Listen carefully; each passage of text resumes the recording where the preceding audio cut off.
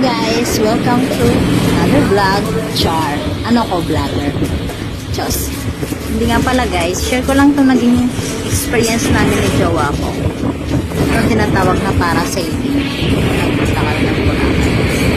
Ito yung pinaka-breathtaking experience na naranasan ko. This is one of a kind water activity na pwede mong gawin pagpunta mo ng Boracay. Na-experience nga namin talaga to. Siyempre, nandun na rin naman kami ba't di pa namin subukan. So, yun na nga. Nung una, sobrang excited talaga akong gawin to.